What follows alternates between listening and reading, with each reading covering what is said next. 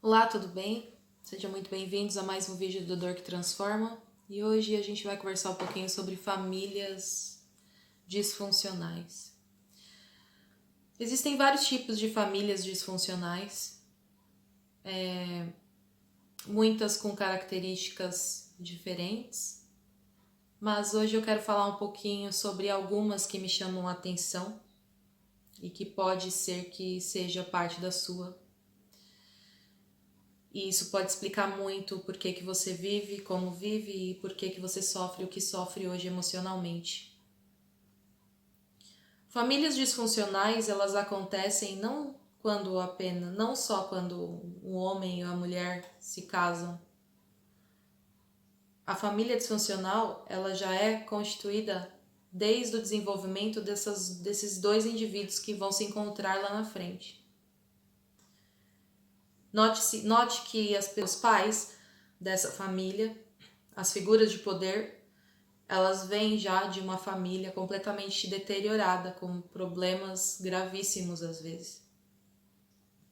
Com uma criação doentia, com uma criação que gerou muitos problemas que na vida adulta a pessoa não consegue lidar e vai propagando na sua vida conjugal. E alguns pontos em comum que essas famílias têm é que sempre há um ditador, uma figura de poder que vai acuar o restante. E o que acontece com essas famílias? Geralmente os integrantes, eles se unem em prol da sua sobrevivência e começam a focar o seu olhar completamente na figura de poder ditadora, que está ali, na verdade, como um inimigo. Então é como se o grupo se unisse contra o inimigo, o que é algo natural. Mas existe um efeito colateral disso, porque quando a gente escolhe um indivíduo, não que esse indivíduo não tenha dado motivos para que ele seja o ditador, ele sim é o ditador, ele sim é o abusador muitas vezes, ele sim é o que acua, né, que limita todo mundo naquela prisão familiar, que nem é uma família de fato, e sim uma prisão familiar. Mas uma coisa que acontece é todo mundo que está ali vivendo naquela situação, eles fecham seus olhos para suas próprias mazelas, seus próprios defeitos, a sua própria forma de ser.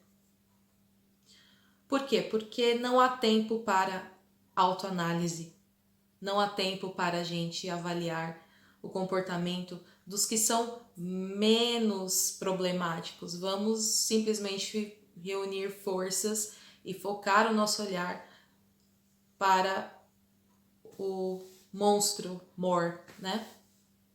Que é essa figura que pode ser paterna ou materna. E aí, esse processo, quando finalmente essa família ela se dissipa, né? Que a família, uma hora as pessoas casam, e aí de repente o abusador, o monstro que todos lutavam contra, ele de repente falece, ou ele simplesmente não faz mais parte da sua vida. Existe um vácuo, um espaço vazio que fica na vida de cada indivíduo daquela família. E esse espaço vazio, ele já existe antes, porque tudo que se espera de um pai ou de uma mãe é que haja um acolhimento, que haja proteção. E quando estes são, na verdade, as pessoas que te machucam, que são os causadores do seu sofrimento, fica ali uma lacuna, um vazio inexplicável. E aí as pessoas vão querendo buscar algo que a preencha, né? Os integrantes dessas famílias, eles tentam procurar algo que preencha. E nada mais comum do que a gente procurar preenchimento nos relacionamentos amorosos. E é dali que surgem as escolhas erradas, porque nós não estamos nos relacionando pelos motivos certos. Nós estamos nos relacionando com o anseio, a busca incessante de proteção, de acolhimento que faltou na figura paterna ou na figura materna. E aí o que acontece? As pessoas começam a fazer escolhas e começam a viver uma vida que é simplesmente a reprodução do que viveram.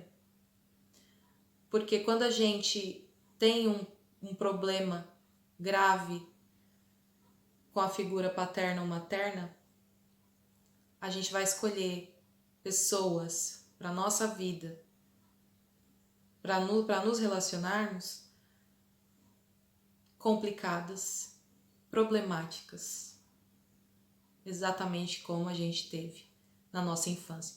Porque, pasmem, existe uma relação de afeto com este abusador, com essa figura ditadora de poder.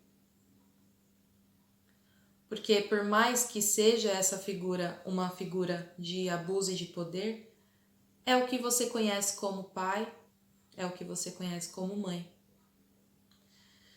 Então você passa a buscar algo que seja uma réplica um pouco melhorada do que o seu pai ou sua mãe foi. É muito triste a gente pensar nisso, porque quando a gente pensa na figura de pai e de mãe, a gente pensa numa figura amorosa, uma figura de afeto, de carinho, de proteção. Mas existem muitos e muitos casos, existiram e existem agora e existirão ainda casos de pais que são completamente abusivos, violentos, agressivos, monstruosos mesmo, e mães também da mesma forma.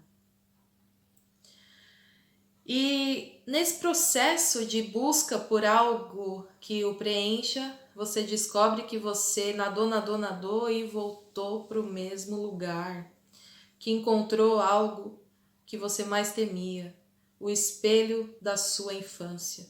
Seu relacionamento já não é a fantasia de um relacionamento bom e saudável, passa a ficar cada vez mais apenas na sua imaginação, porque a realidade é outra.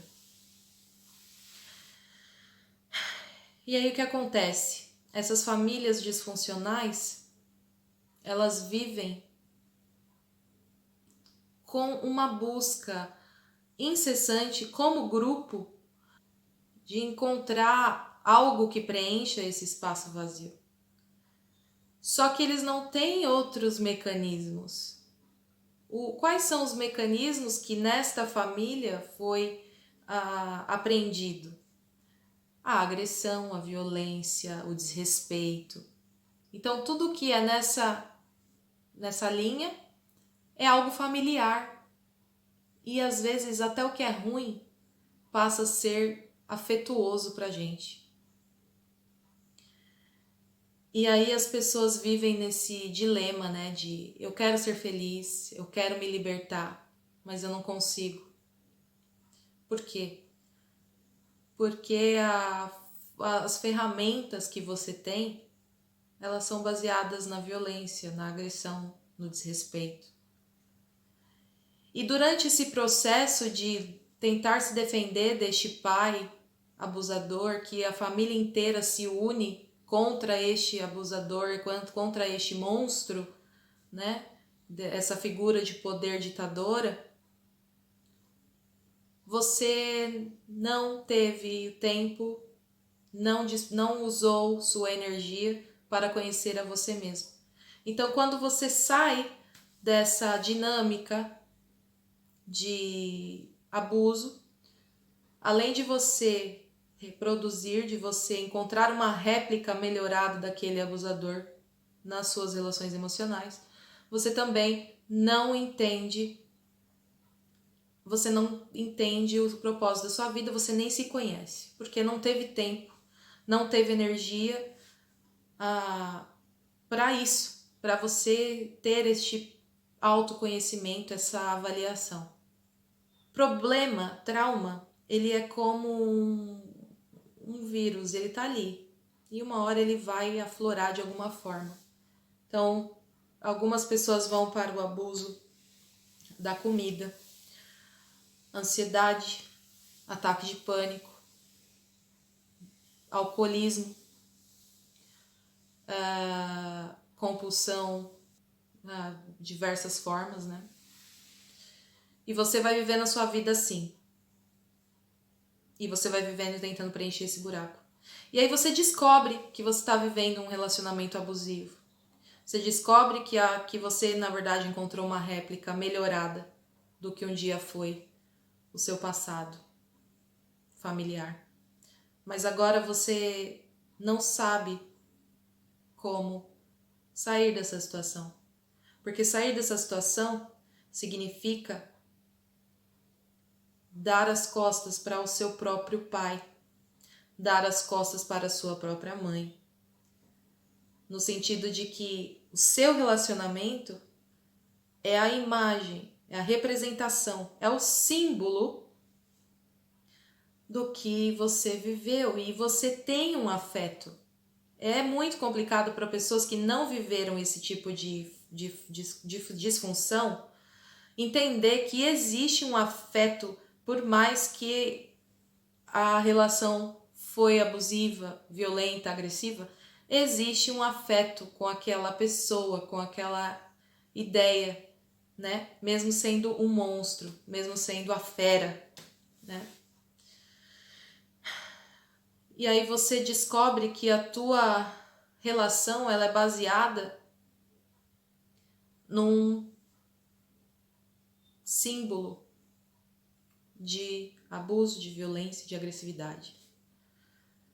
Só que você tem uma dependência emocional. Você não sabe como viver sem essa relação conturbada. Você não sabe como viver sem esse sentimento de abuso, de violência, de agressão. Você não sabe como, porque não te houve, você não conseguiu obter ferramentas para que você saia desta situação. E aí, você vai vivendo a sua vida acreditando que algo vai mudar, acreditando que algo vai acontecer, algo externo vai acontecer.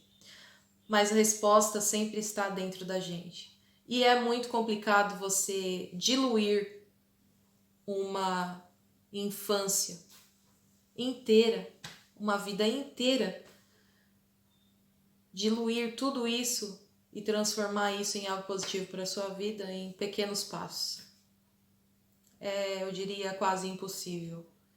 Eu só não digo que é impossível porque eu acredito no poder da resiliência de algumas pessoas.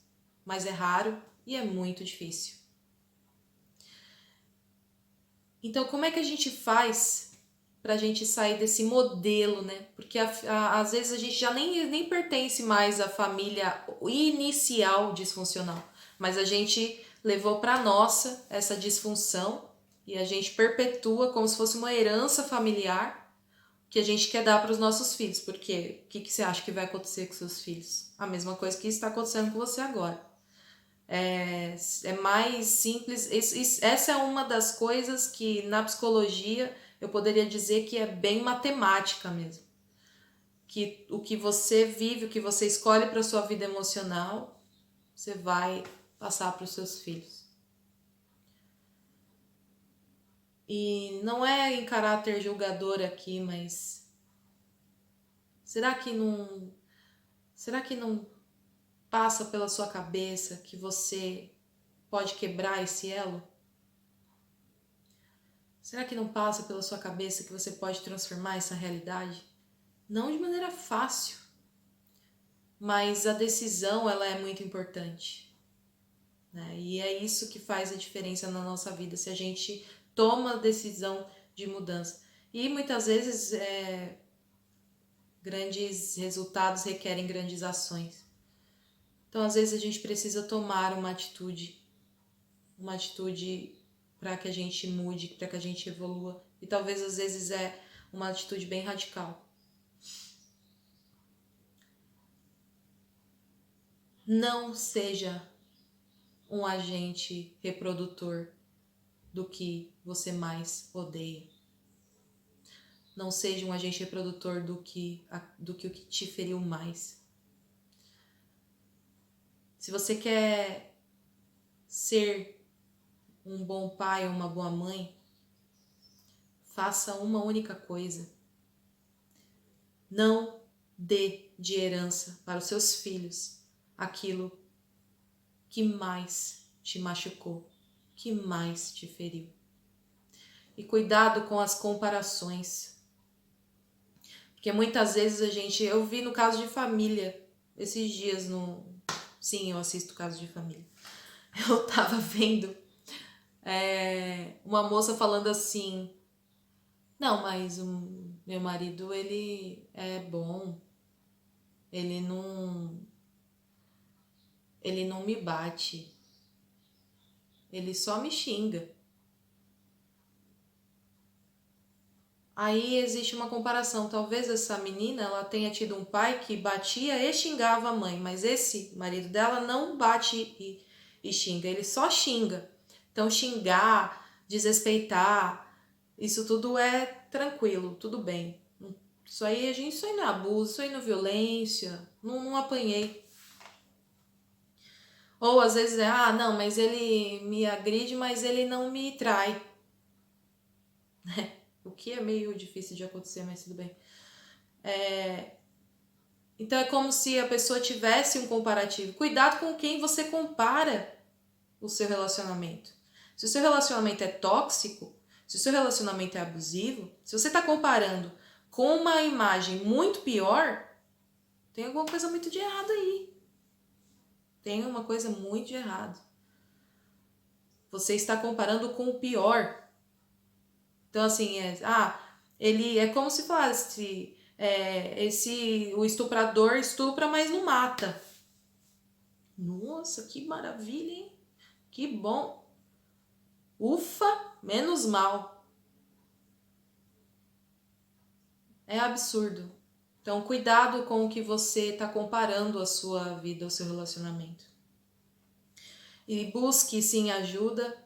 E saiba que a ajuda é algo fundamental, mas que não acontece, que nada vai acontecer em forma de milagre. Existe uma decisão que tem que ser primeiro de você. Existe uma ação que você precisa ter. E primeiro admitir que você viveu a sua vida inteira em busca de tampar um buraco emocional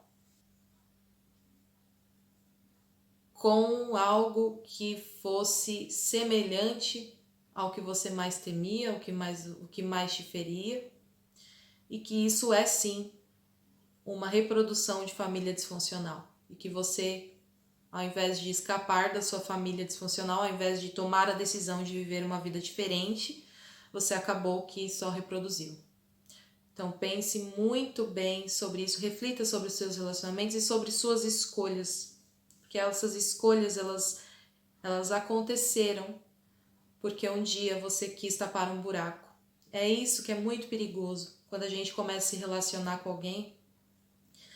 Muitas mulheres e homens, eles buscam tapar buracos de algo que ficou lá na infância, quando na verdade ninguém tapa buraco de ninguém.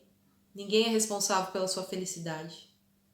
E a gente aprende isso às duras penas, né? A gente aprende isso após muito tempo de relacionamento até. E aí você começa a enxergar que ninguém é responsável pela sua felicidade, que a sua felicidade depende de você e que suas escolhas determinam o seu futuro. E é bem essa questão de colheita, né? Então, às vezes a gente tá querendo uma mudança interior, uma mudança de vida, mas a gente tá escolhendo tudo baseado nos nossos escombros, nos nossos destroços emocionais. Agora, um adendo aqui, né? Muitas pessoas têm uma birrinha, né? Uma raivinha, um ranço da psicologia, porque muito se fala assim, porque aconteceu na sua infância, por isso que você age assim, porque isso tudo da sua infância, e tudo é culpa dos pais, psicologia, Freud, tudo é culpa dos pais. Não, a verdade é que a psicologia, a psicoterapia, ela funciona para te ajudar a entender, se autoconhecer. É como se alguém pegasse na sua mão e falasse assim, vem cá, vamos para essa jornada de autoconhecimento e eu vou te ajudar, eu te dar as diretrizes para que você descubra quem de fato você é, por que você escolhe o que você escolhe, como você pode mudar isso. Mas, para isso, a gente precisa fazer o quê? Precisa entender, analisar o histórico completo. Então, sem a gente entender a estrutura familiar, como é que foi, como é que a pessoa agiu, como é que foi a infância, como é que foi as suas relações de amizade, etc, etc, como foi a sua relação com seu pai, com a sua mãe, é impossível a gente ter uma visão ampliada do que é essa pessoa, do que ela busca, como é que ela foi construída. Passado isso, é só uma informação para a gente entender como é que funcionou. Passado isso, nós voltamos para e você é o que você é hoje por conta disso, ponto. Mas hoje é hoje, ontem foi ontem. Então, a partir de agora, nós vamos lidar com o que você é hoje, tendo o entendimento do que passou, apenas com o objetivo de entender, de iluminar, né, de clarear o seu entendimento de si mesmo.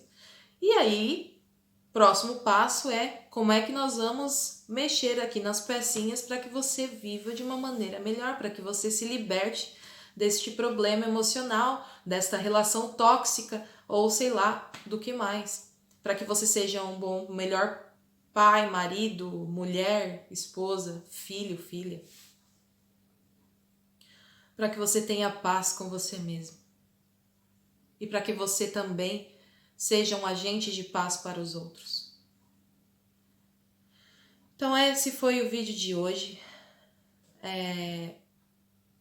Pense muito bem nas suas escolhas e no que as mantém. Pode ser que você ainda esteja